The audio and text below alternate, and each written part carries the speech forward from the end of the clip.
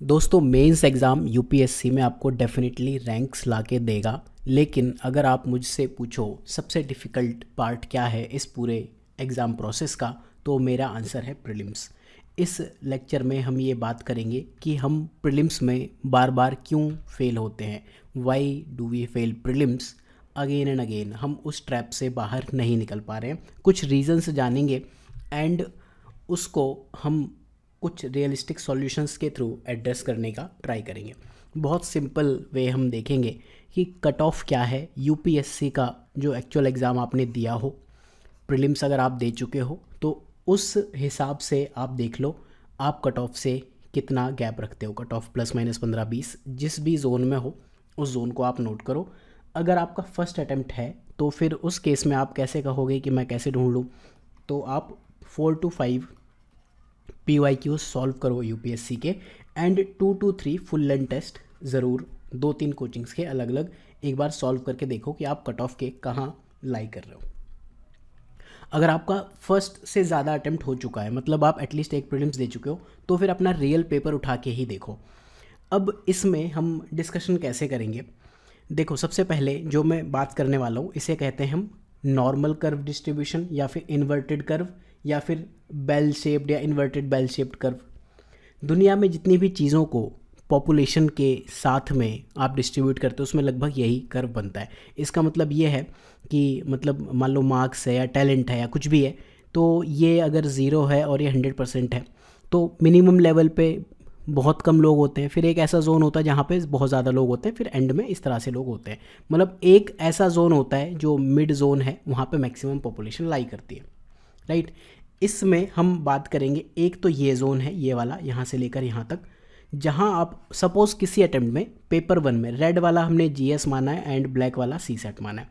Suppose किसी year में paper 1 में कट ऑफ 100 मार्क्स थी, तो आप या तो 100 से -10 हो, इस जोन में हो, 5 से 10 नंबर का गैप है, या फिर +5 to 10। या तो आप +5 to 10 मतलब इस जोन में लाई करते हो, -5 to 10 मतलब आप इस जोन में लाई करते हो। इसे हम कहेंगे जोन ऑफ डेंजर, कि आप हो या तो इस पार्ट में भी हो सकते हो, इस पार्ट में भी हो सकते हो। यू आर वेरी लकी और यू आर वेरी अनलकी। आप लकी हो कि आप इस जोन में आ गए, आपका एक क्वेश्चन गलत हो जाता और आप यहाँ आ जाते, और आप अनलकी हो कि आप यहाँ 2 नंबर या 5 नंबर पीछे बैठे हो, एक या दो क्वेश्चन सही हो जाते तो आप यहाँ हो जाते। तो अगर आप कभी भी इस जोन में आ रहे हो तो अपने आप को बहुत ज़्यादा पॉजिटिव या नेगेटिव वे में मत लेकर चलो। आपके लिए एग्ज़ाम उतना ही डिफ़िकल्ट है जितना कि किसी और स्टूडेंट के लिए हो सकता है। इस जोन ऑफ डेंजर से बाहर निकलने का क्या तरीका है? सबसे डिफ़िकल्ट जोन यही है कि मतलब जो मोस्ट सीरियस एस्पिरेंट्स हैं वो इस जोन में आ गए, कभी प्रीलिम्स निकल गया कभी नहीं निकला। तो इसमें मैं आपको देखो 2-3 चीज़ें बताऊंगा, आपको नोट्स बनाने चाहिए इस लेक्चर के। पहला आपका सॉल्यूशन आएगा कि फाइंड सिली मिस्टेक्स।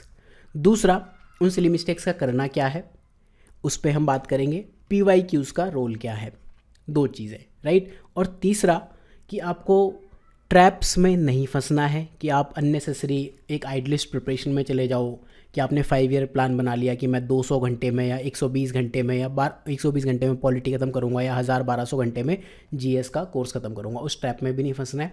और आप मेंटरशिप में लगे हो, डेली टारगेट्स में, ये सब चीज़ें भी नहीं करनी है, राइट। तो इस जोन से बाहर निकलने के लिए जो मोस्ट आइडियलिस्ट वे हो सकता है, अगर आप यहाँ लाई करते हो कोई भी कोचिंग ज्वाइन करने की पहले तो नीड नहीं है। मोस्ट ऑफ द केसेस में मैक्सिमम आपको नीड पड़ेगी कोई पी वाई क्यू के कोर्स की या फिर पी वाई क्यू की बुक की, इससे ज़्यादा मेरे हिसाब से नहीं। एक रजिस्टर की आपको ज़रूर नीड पड़ेगी। सिली मिस्टेक्स क्या करती हैं बेसिकली? सिली मिस्टेक्स आपका जो सब कुछ चल रहा था उसको गुड़ गोबर कर देती हैं, राइट। पॉजिटिव से नेगेटिव बनाती। कैसे? मान लो मैं कहूँ जैसे इस बार एक क्वेश्चन पूछा कि डिलिमिटेशन कमीशन कितने थे, 4 थे, 3 थे, 2 थे, 5 थे। जिसको आता है उसके +2 मार्क्स हैं, राइट। और होपफुली आना चाहिए था क्वेश्चन सबको। मतलब ये ऐसा क्वेश्चन है जिसमें सबके +2 होने चाहिए थे। या फिर और आसान क्वेश्चन ले ले, right to privacy article 21, right. अब अगर आप ये क्वेश्चन गलत कर देते हो तो आप ये देखो पूरी जनता, पूरी दुनिया मार्केट में +2 लेके आ रहे हो और आप इस क्वेश्चन को गलत करके -0.67 ला रहे हो। ऐसे अगर आप 3 क्वेश्चन गलत कर देते हो तो 2.67 × 3 करके देखना, तो ये आपका -8 मार्क्स आएगा। आप वैसे ही बाहर हो गए, आपकी 2 4 5 नंबर से कट ऑफ गलत है, मतलब नहीं निकली, और आप 8 7 8 नंबर से बाहर हो। सिर्फ सिली मिस्टेक्स हो जाएंगी आपका जो एग्ज़ाम निकलवा देंगी, सिर्फ silly mistakes, believe me. And अगर आप रियलिस्टिक वे में, मैंने बहुत लोगों से बात की, उनको यही क्वेश्चन किया कि आप ये बताओ सबसे पहले आपकी सिली मिस्टेक्स क्या है। सिली मिस्टेक का मतलब आप एग्ज़ाम हॉल के बाहर आकर अपना माथा पकड़ ले तो यार ये गलती नहीं होनी चाहिए थी, उन्हें हम सिली मिस्टेक कहेंगे। अब जो नहीं आता भूल गए हो तो बात ही अलग है। तो ये 3 तो मैं बहुत मिनिमम कह रहा हूँ। अगर 3 सिली मिस्टेक करो आप बहुत अच्छी कंडीशन में हो। लोगों की सिली मिस्टेक्स होती है 5 7 9 10 15, इस जोन में होती हैं। आप खुद एसेस करना आप कहाँ पर हो, राइट। तो आपको बेसिकली करना क्या है, सिली मिस्टेक्स ही तो रिड्यूस करनी है। बट करोगे कैसे, ये टास्क सुनने में बहुत सिंपल है। पहले तो एक लेक्चर मैंने बनाया था how to reduce silly mistakes, type of silly mistake, वो देख लेना। बट फिर भी इन शॉर्ट में आपसे अगर बात करूँ, सिली मिस्टेक्स किस किस टाइप की हो सकती है। पहले टाइप की सिली मिस्टेक हो सकती है रीडिंग एरर, कि आप क्वेश्चन को पढ़ने में ही कंफ्यूज हो रहे हो। रीडिंग एरर किस टाइप की हो सकती है, सबसे पहले आपने करेक्ट या इनकरेक्ट ही नहीं पढ़ा, कि क्वेश्चन में पूछा था which of the above is correct या which of the above is incorrect. इस टाइप की सिली मिस्टेक हो, मतलब आता हुआ क्वेश्चन ही आपने सीधे -2 कर दिया, नेगेटिव ले गए आप। दूसरे टाइप की सिली मिस्टेक रीडिंग में कैसी हो सकती है, आपने पेपर देखा, सपोज ये एक पेज है, राइट। कुछ क्वेश्चन का साइज़ तो इतना सा होता है, कुछ क्वेश्चन का साइज़ इतना बड़ा होता है, या फिर हाफ पेज पे भी होते हैं। ये क्वेश्चंस इन जनरल आसान होते हैं, इनमें एलिमिनेशन का भी बहुत बड़ा स्कोप होता है। मान लो 1 लाइन लिखी है, 2 लिखी है, 3 लिखी है, 4 लिखी है, यहाँ कहीं बीच में उन्होंने ओनली वर्ड लिख दिया, आप एलिमिनेट करके आंसर पे आराम से पहुँच सकते थे। लेकिन ईजी बट लेंदी क्वेश्चन था, उसमें आप ढंग से रीड नहीं कर पाए, आप मेंटली कहीं ना कहीं चूक कर गए। तीसरा इससे भी बड़ी एरर कि चलो ये है, आप 98 क्वेश्चन नंबर 98 99 98 यहाँ पे 100 पे पहुँचे ही नहीं, पढ़ा ही नहीं, आप क्वेश्चन को पढ़ ही नहीं पाए, मतलब आपका टाइम मैनेजमेंट गंदा है, या तो आप क्वेश्चन नंबर 1 2 3 में फंस गए। सी सेट में स्पेशली ये चीज़ होती है, बहुत से लोग 20 क्वेश्चन, मतलब मैं खुद 60 क्वेश्चन तक ही पढ़ पा रहा था जब मैंने अटेम्प्ट्स दिए थे, तो मतलब 20 क्वेश्चन पढ़े ही नहीं है। तो अब आप समझ लो सी सेट में तो चलो अब आज से 5 साल पहले फिर भी ये चीज़ माफ़ की जा सकती थी, आज के टाइम में नहीं की जा सकती। एंड जीएस में तो कई बार आप देखते हो, मेरे साथ हमेशा ऐसा हुआ है, 98 99 100 ये लास्ट के 4 5 क्वेश्चन बहुत आसान दिख जाते हैं, और हमने उन्हें पढ़ा ही नहीं, तो आते हुए नंबर ही छोड़ दिए। फिर हमने कोई लाइन मिस कर दी, ये लाइन थी, 4 5 लाइन्स थे, हमने जल्दीबाजी में इसके बाद सीधे ये पढ़ ली, राइट। या फिर हमने जल्दी जल्दी पढ़ लिया, जल्दबाजी में पढ़ा और समझा ही नहीं, टाइम कम था, या कुछ भी रीज़न हो सकता है। तो ऐसे बहुत सारी रीडिंग एरर्स हो सकती है, ये क्वेश्चन को हमने पढ़ने में ही गलती कर दी। फिर दूसरी रीडिंग के बाद रिकॉल एरर हो सकती है, कि हम क्वेश्चन को रिकॉल नहीं कर पाए। रिकॉल में क्या क्या एरर्स हो सकते हैं, इसको यहाँ देख लेते हैं। पहली चीज़, हमें याद ही नहीं आया, मतलब रिवीजन नहीं हुआ था। दूसरा, याद तो आया बट कॉन्फिडेंस नहीं आया, मतलब डिलिमिटेशन कमीशन 4 थे कि 3 थे, हमें याद ही नहीं आया, या फिर याद आया भी तो यार शायद 4 था शायद 3 था, तो हम कॉन्फिडेंस ही नहीं ला पाए और छोड़ दिया। या फिर हमारा कॉन्फिडेंस तो था कि हाँ 4 थे, बट पहला केस याद नहीं आया, दूसरा कॉन्फिडेंस नहीं आया, तीसरा केस क्या है, कॉन्फिडेंस आया बट लास्ट मोमेंट आपने कहा 4 थे, ठीक है, बट लास्ट मोमेंट पे आपने डिसीजन चेंज कर दिया। आप समझ रहे हो, ये सारे रिवीजन की वजह से हो रहे हैं, या फिर हमने कम पढ़ा, या कोई बहुत डिफ़िकल्ट क्वेश्चन है। अब डिलिमिटेशन कमीशन एक डिफ़िकल्ट क्वेश्चन भी है, मैक्सिमम लोगों को आता है, लेकिन एक फैक्चुअल क्वेश्चन है। अब याद नहीं आया तो नहीं आया, आप एग्जाम में कुछ कर नहीं सकते ऐसी चीज़ों का। या फिर कोई फैक्चुअल चीज़ आ गई एंशिएंट मिडिवल में, हो सकता है आपने 10 बार पढ़ी हो लेकिन अब भूल गए, तो फिर उसमें आप ज़बरदस्ती कॉन्फिडेंस लाओगे तो बहुत हाई चांसेस हैं कि गलती करोगे। पहला था रीडिंग टाइप की एरर, दूसरी है रिकॉल टाइप की एरर, तीसरा बहुत सारी एक कैटेगरी आप बना सकते हो एरर्स की। तीसरा जैसे देखें, बबल्स आपने गड़बड़ कर दिया। जैसे बबल की एरर क्या हो सकती है, पहला, सेम क्वेश्चन नंबर 1 या क्वेश्चन नंबर 10 में ए का मैंने बी मार्क कर दिया, या सी आया था मैंने डी मार्क कर दिया, तो आते हुए मार्क्स गंवा दिए। या फिर ये सेम क्वेश्चन में मैंने ए बी सी डी ये 4 ऑप्शन थे, मेरा आंसर ये आया था, मैंने ये मार्क कर दिया, हो गया, गड़बड़ हो गया। या फिर डिफरेंट क्वेश्चन में क्या हो सकता है, कई बार मैंने क्या किया, 4 क्वेश्चन एक साथ किए, 1 2 3 4, जल्दबाजी में 1 का 2 में लगा दिया, 2 का 3 में, 3 का 4 में, 4 का 5 में, 4 5 क्वेश्चन एक साथ गड़बड़ कर दिया, कट ऑफ से बाहर, मतलब आप बाहर। या फिर कई बार हम क्या करते हैं, सारे बबल्स एंड में रखेंगे, ठीक है, ऑल दी बबल्स एंड में हम भरेंगे, ऐसे भी कुछ स्टूडेंट्स होते हैं। उसमें इशू क्या होता है, ऑल दी बबल्स जब आप एंड में भरते हो, पहली चीज़ एक तो आप ये सोचते हो कि मैं एक बार क्वेश्चन को रिविजिट कर लेता हूँ, तो जो आसान क्वेश्चन होते हैं ना जैसे आर्टिकल 21, आप उसमें भी ज़बरदस्ती टाइम अपना वेस्ट करोगे।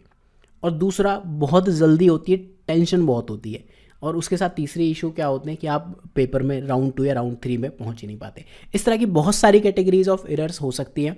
एक बार आप गाइडेंस सीरीज, सिनॉप्सिस प्लेलिस्ट में गाइडेंस सीरीज में देखना, टाइप ऑफ सिली मिस्टेक्स वगैरह ऐसा कुछ वीडियो आपको मिल जाएगा, राइट। बट फिर भी मेजर इस टाइप की एरर्स हैं, और भी जो आपको ठीक लगे ऐसी कैटेगरी बनाओ। अब आपको चलो समझ आ गया कि एरर्स हैं ये वाली। अब करना क्या है, आपको सिली मिस्टेक्स का एक रजिस्टर बनाना चाहिए। आप मान लो रजिस्टर है, मैं कहता हूँ रजिस्टर में 100 पेजेस हैं आपके, ठीक है, 100 पेज का रजिस्टर बनाया, तो पहले 1 से लेके 100 तक, 1 से लेके 10 पेज तक आप लिखो पहले टाइप की एरर की रीडिंग एरर कहाँ कहाँ हो रही हैं, ठीक है। कुछ क्वेश्चन भी लिख लो आप एग्जैक्टली कि इस टाइप के क्वेश्चन में मैं गलती ज़्यादा करता हूँ, कि मतलब वन लाइनर में मैं गलती कर रहा हूँ या करेक्ट इनकरेक्ट में कर रहा हूँ। करेक्ट इनकरेक्ट में अगर गलती करो, सबसे पहले आपको क्या करना है, विच of the above is correct या इनकरेक्ट, सबसे पहले आप इस पार्ट को मार्क कर लोगे, ठीक है। या फिर बहुत लंबा स्टेटमेंट है, वहाँ मैं गड़बड़ कर दे रहा हूँ, या पढ़ने में, टाइम मैनेजमेंट में किस तरह की गलती हो रही है, आप 1 से 10 तक ये चीज़ लिखो। फिर पेज नंबर 11 से 20 तक आप लिखो कि बबल्स की क्या एरर है, किस टाइप की कर रहा हूँ, या 5 पेज में लिख लो। इसके भी सॉल्यूशंस हैं, बबल्स से बचने के लिए किस तरह से एलिमिनेशन वगैरह करना है, इस पे हम बात करेंगे किसी एक वीडियो में, बहुत पहले मैं किसी एक वीडियो में बात कर चुका हूँ। बेसिकली क्या करना है कि मान लो आपको 40 क्वेश्चन बिल्कुल ठीक ठीक आते हैं, तो आप ऑन द स्पॉट मार्क करोगे। 20 क्वेश्चन या 30 क्वेश्चन मान लो आपको ए और बी में डाउट है, तो आप पेपर के लास्ट पेज पे लिखते जाते हो। ये एक बहुत स्पेशल टेक्निक है, प्रोबेबिलिटी पे वर्क करते हैं, इस पे हम बात करेंगे एक लेक्चर में। आप कमेंट सेक्शन में ज़रूर डाल के छोड़ना, मैं उस पर लिंक भी दे दूंगा जब ये लेक्चर आएगा। दूसरा बबल्स वाला हो गया। तीसरा आप रिकॉल वाला करोगे, तो रिकॉल क्या है, आप देखो PYQs में स्पेशली क्या क्या चीज़ें याद नहीं आ रही, तो जो रिकॉल आप भूल ही जा रहे हो वो तो एटलीस्ट लिख ही लो, राइट। तो ये रजिस्टर आपको रिवाइज करना है और PYQs आपको प्रैक्टिस करना है। अगर आप मॉक टेस्ट वगैरह में चले जाओगे तो फिर वो सीरियसनेस नहीं आएगी किसी भी कोचिंग का। और जैसे सिनॉप्सिस आइस में हमारे पे प्रेशर है कि हमें 35 टेस्ट बनाने हैं, टाइम है 8 मंथ्स, राइट। अगर आप देखोगे हम प्रीलिम से 1 महीने पहले टेस्ट बनाएंगे नहीं, ऑन एन एवरेज 1 वीक में हमें 100 क्वेश्चन बनाने हैं। एग्जामिनर को 1 साल में 100 क्वेश्चन बनाने हैं। हमें ये भी दिखाना है कि हमारे कंटेंट से भी आया, हमें ये भी दिखाना है कि दूसरे XYZ IAS से हम बेटर भी हैं, हमें ये भी दिखाना है कि हमारे क्वेश्चन का लेवल भी टफ है, हमें ये भी दिखाना है कि हमारी टेस्ट सीरीज से पढ़ के आप बहुत बढ़िया बन जाओगे। तो वो रियलिस्टिक तो टेस्ट सीरीज़ कभी हो नहीं सकती, रियलिस्टिक हो सकते हैं PYQs।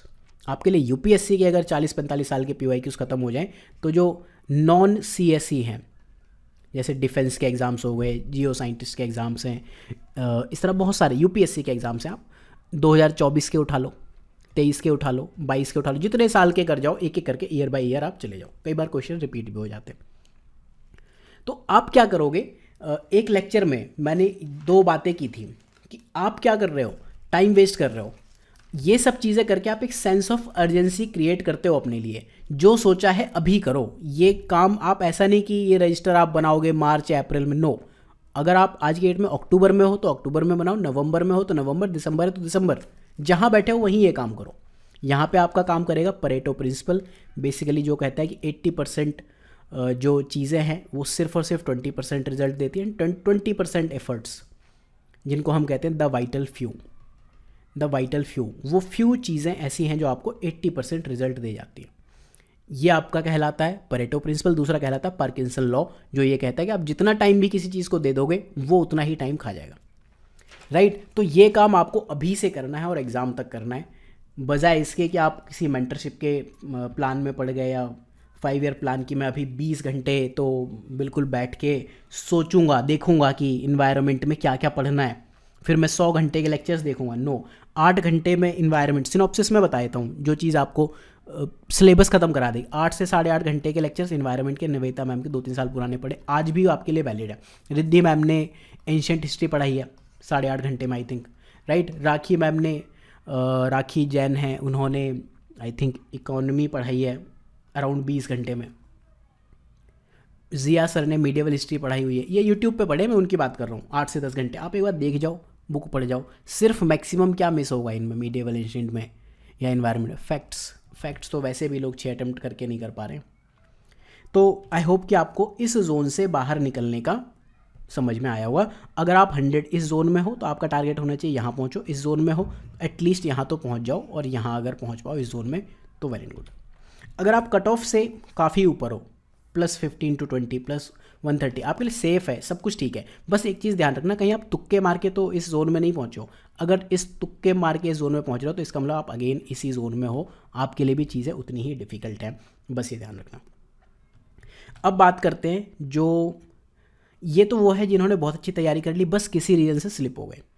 अब मान लो कट ऑफ से -15 से 20 मार्क्स हैं, आप कहीं यहाँ कहीं लाई कर रहे हो, इसको आप कहोगे zone of mediocrity, zone of mediocrity या वेल ऑफ मीडियोक्रेसी। ये एक ऐसा कुआं है जहाँ मैक्सिमम नंबर ऑफ स्टूडेंट्स हैं, प्रिपरेशन तो है। अगर आपके 15 से 20 नंबर हो सकता, पहला रीज़न तो यही है कि आपकी सिली मिस्टेक्स ही 5 से ज़्यादा हो रही है, 10 से ज़्यादा हो रही है। अगर मान लो आपकी 6 सिली मिस्टेक हो गई, तो अभी हमने क्या कहा था, 3 सिली मिस्टेक्स पे 8 नंबर, 6 सिली मिस्टेक्स पे 16 नंबर, तो आप हो सकता है ये निकल जाओ। तो एक तो आपको क्या करना है, जब आप इस जोन में हो, पहला टारगेट आपका ये होना चाहिए कि जो जोन ऑफ मीडियोक्रेसी उससे बाहर निकल के तो यहाँ हो। फिर जो इस जोन 1 से यहाँ या यहाँ कूदने का जो अभी तक हमने डिस्कशन किया है इस लेक्चर में, वो चीज़ें ज़रूर इम्प्लीमेंट करो। तो आपके लिए प्रॉब्लम क्या है, आपका सिलेबस कंप्लीट है बट कंसोलिडेटेड नहीं है। कंसोलिडेटेड का मतलब, जैसे मैं आपको बताऊं, एक करंट अफेयर्स हैं, अभी आप वेट कर रहे हो, सिनॉप्सिस की वेबसाइट पे जाना, फ्री रिसोर्सेज में डाउनलोड्स में PT 360 पिछले साल के हैं, पढ़ लो। आप एक बार देखो डाउनलोड करके, आप देखना, जैसे फॉर एग्जांपल इंटरनल सिक्योरिटी का करंट अफेयर, साइंस टेक का करंट अफेयर्स आप डाउनलोड करो, इंटरनेशनल रिलेशन ये डाउनलोड करना, आपको समझ में आएगा। इससे बेटर करंट अफेयर्स हैं ही नहीं किसी कोचिंग के, 5 साल के topic by topic. For example क्यों कह रहा हूँ इससे बेटर नहीं है, जैसे AIIB है, किसी साल न्यूज़ में है, किसी साल नहीं है, NDB किसी साल न्यूज़ में है, किसी साल न्यूज़ में नहीं है। तो मोस्टली हम क्या करेंगे कोचिंग्स में, जिस साल AIIB न्यूज़ है उस साल वो हमारे PT में भी होगा, उस साल वो हमारे मंथली करंट अफेयर्स में भी होगा।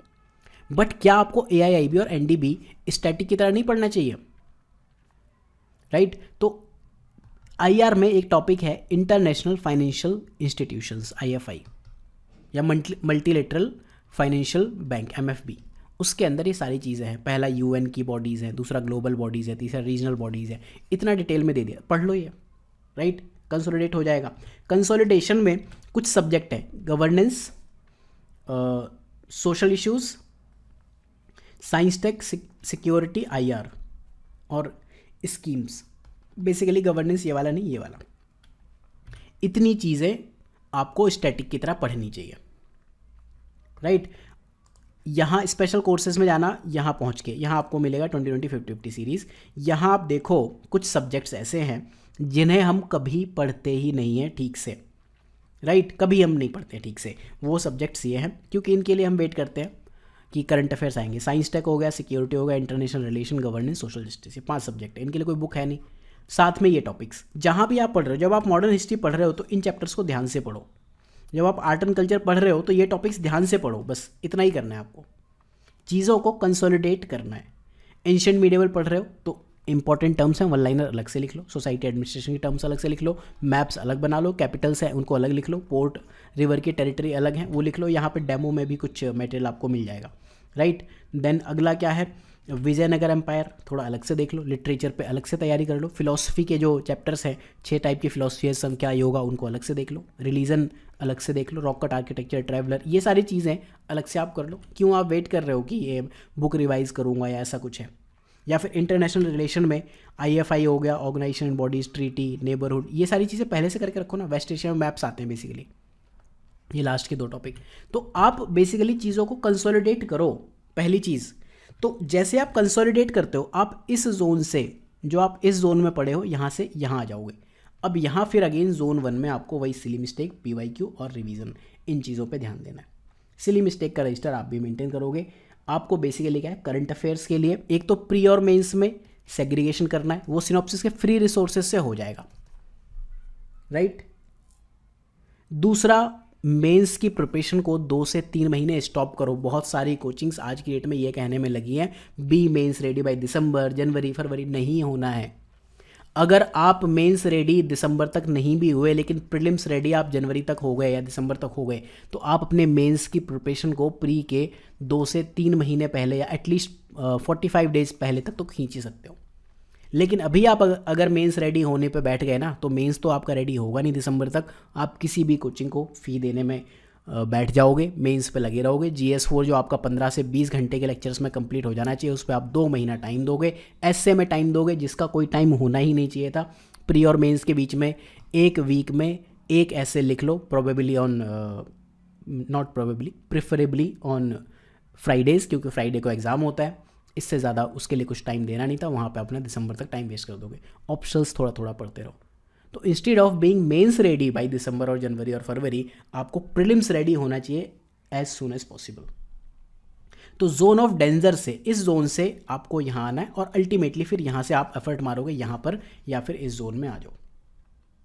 फिर जो ये जोन 3 है, अगर आप यहाँ हो, कट ऑफ से 25 से 30 नंबर पीछे हो, बेसिकली ये जोन 1 है, ये जोन 2 है, जोन 3 यहाँ। इसका मतलब थोड़ी सी इश्यूज़ हैं। आप प्रिपरेशन करना तो चाह रहे हो, you are ready to be launched, आप पॉइज्ड स्टेट में खड़े हो, लेकिन आप हो नहीं, आपने सिलेबस कंप्लीट नहीं किया। जैसे आपने एंशिएंट कंप्लीट नहीं की, मिडिवल कंप्लीट नहीं की, या फिर 4 सोर्सेज से पॉलिटी पढ़ रहे हो, तो यहाँ पर आपको बेसिकली वो सारे गाइडेंस हेल्प करेंगे इस जोन से इस जोन में आने में, जो कि यूट्यूब पे इन जनरल अवेलेबल है कि डुप्लीकेशन मत करो, ये करो, रिवीजन करो, यहाँ वो हेल्प हो जाएगी।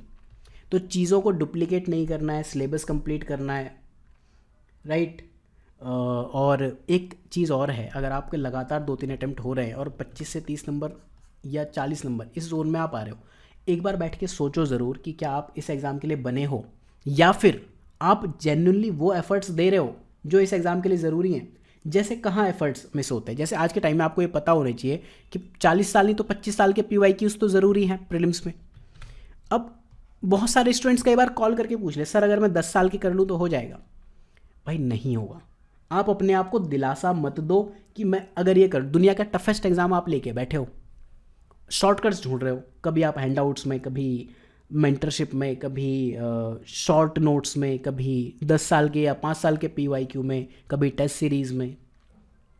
कैसे काम चलेगा? आपको मेहनत तो करनी पड़ेगी। तो एक बार आप बैठ के सोचो ज़रूर, रीथिंक, कि पहली चीज़ कि क्या आप इस एग्ज़ाम के लिए बने हो, क्या आप इस एग्ज़ाम के लिए टाइम दे पा रहे हो। बने होने का सबसे बड़ा रीज़न तो यही है कि आप टाइम दे पा रहे हो। प्लस टाइम क्या है, जो फोकस्ड टाइम है, जिस चीज़ पर देना है वो दे पा रहे हो। मैंने अभी आपको बात की परेटो प्रिंसिपल एंड दूसरा परकिंसन लॉ, उन जिस चीज़ को टाइम देना है उस पर टाइम दे पा रहे हो। अगर हाँ तो आप बने हो, फिर इन चीज़ों को आप थोड़ा सा इम्प्रूव करो। एंड बिलीव मी, अगर आप 40 नंबर इस जोन में हो तो फिर सीरियस हो नहीं आप प्रिपरेशन के लिए, आपको सीरियस होना पड़ेगा। या फिर आप जस्ट अटेम्प्ट्स दे रहे हो कि चलो एक बार बैठ के देखते हैं, ये सब मत करो। बैठ के देखोगे तो 2-3 अटेम्प्ट कब आपके निकल जाएंगे आपको पता भी नहीं चलेगा, कब 4th-5th अटेम्प्ट में आ जाओगे, आपको लगेगा चौथा अटेम्प्ट आ गया और अभी तक आप बैठ के देख ही रहे थे। तो ये नहीं करना है, राइट। सबसे ज़्यादा प्रॉब्लम जो है वो इस जोन के लिए है, उसके लिए मैंने आपको डिटेल में बताया। यहाँ से ऊपर आने में थोड़ा ही एफर्ट लगता है। आपको सिलेबस कंप्लीट करना है, पहला सिलेबस कंप्लीट करो। आपका सिलेबस कंप्लीट है ही नहीं, या फिर अभी आप बस बुक खरीद के रखते जा रहे हो, तो पढ़ो, बेसिकली जो लाए हो उसे पढ़ो, कंप्लीट करो। दूसरा, फिर जो मैंने 20-20 50-50 series plus PYQ plus silly mistake यहाँ आएंगी बेसिकली। इन सब चीज़ों को लाके आप जोन 2 से जोन 1 में आओगे और सिली मिस्टेक्स हटा के और प्रैक्टिस कर करके आप जोन 1 से +1 में या +2 में पहुँचोगे। आई होप कि इस लेक्चर में मैंने बहुत इंपॉर्टेंट बातें की हैं, जिनको समझ आए कमेंट करके ज़रूर बताना कि आप किस जोन में हो या किस प्रॉब्लम में हो। इसमें एक चीज़ ज़रूर करना कि जैसे मैंने 90, 100 या ये चीज़ की है, ये पेपर 1 के हिसाब से बोला है। CSET के मार्क्स ये लिखे, CSET में मान लो आपका 69 आ रहा है फॉर एग्जांपल, ठीक है, तो 85 मतलब 70 हो गया, 15 नंबर ऊपर, ठीक है। CSET से लगभग 12-15 नंबर नीचे, तो आपका लगभग वही जोन हो जाता है, ठीक। तो आपको बस कुछ चीज़ों पे ध्यान रखना है। होपफुली आप समझ पा रहे होगे। Thank you for watching this lecture. I hope कि आपको हेल्प करेगा एंड काफ़ी हेल्प करेगा। तो आपको इस क्वेश्चन का आंसर मिलना चाहिए। Thank you for watching, have a good day.